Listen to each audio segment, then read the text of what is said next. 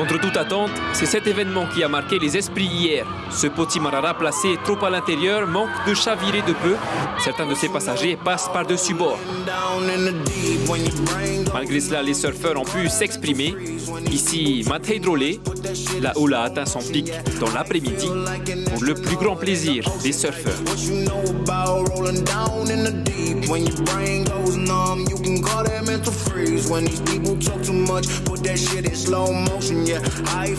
C'est en fin de journée que celui qu'on appelle le prince de Teahupo'o trouve cette vague, une vague presque impossible à prendre sans l'aide d'un jet ski.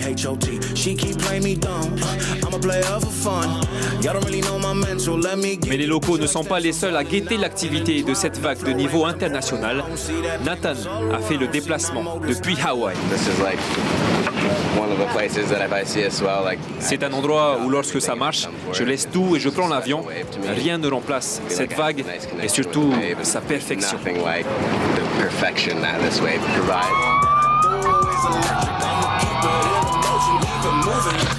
Que ce soit sur un bateau ou dans l'eau, la vague de la passe de Hawaï ne pardonne pas.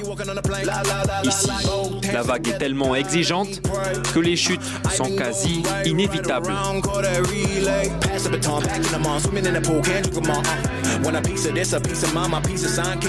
Tous ici en ont déjà fait les frais et c'est au terme de beaucoup de persévérance que l'on atteint l'excellence.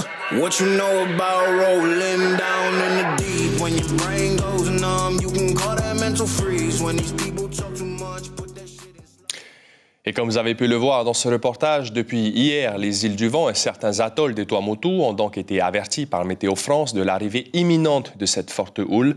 Les prévisions n'ont pourtant pas empêché certains incidents, comme notamment au PK18 dans le lagon. Des touristes trop proches du récif ont été emportés par le courant. Nicolas Suire et Mirko Vanfou. 2 touristes ont été emportés au large par une vague il y a 2 jours de cela. En kayak, dans le lagon, ils s'étaient approchés trop près du récif. Résultat, ils ont eu très peur. Cette passionnée de paddleboard leur est venue en aide. Il y avait beaucoup de courant. Donc en fait, je pense que à ce niveau-là, les touristes n'ont pas du tout fait attention au courant qu'il y avait, qui les emportait vraiment côté océan. Et quand il y a une houle comme ça, en fait, on confond le récif, l'océan, le lagon, en fait, tout est blanc et on ne voit pas du tout la limite. Le lagon de PK18 peut être dangereux par endroits. Autre exemple, la semaine dernière, Jean-Claude dit avoir secouru 3 personnes, une dame âgée et 2 enfants. Un gosse de 6 ans et l'autre de 15 à 14 ans. Ouais. Je les secourus, ils ont été tirés vers le large. J'ai entendu crier au secours. Après, j'ai ramené les 2 gosses vers ici, là, vers la plage. Ce père de 2 adolescents est conscient des risques et spécialement ce week-end. Il a fixé des règles d'utilisation du paddleboard familial. Les consignes, c'est de ne pas aller trop près de la barrière. Et voilà, alors ils ont tendance à vouloir aller faire un peu de surf sur les vagues. Donc voilà, on a bien mis le cadre pour qu'il aille pas trop loin. Je suis allé carrément jusqu'à la barrière. Je suis pas du tout allé sur le platier juste avant la barrière parce que c'est beaucoup trop dangereux. Je suis resté avant et prendre la 2e vague.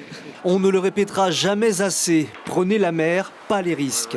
Ce n'est pas la première fois que le lagon de PK18 surprend les usagers en paddleboard ou en kayak. Alors consultez préalablement la météo et soyez vigilants.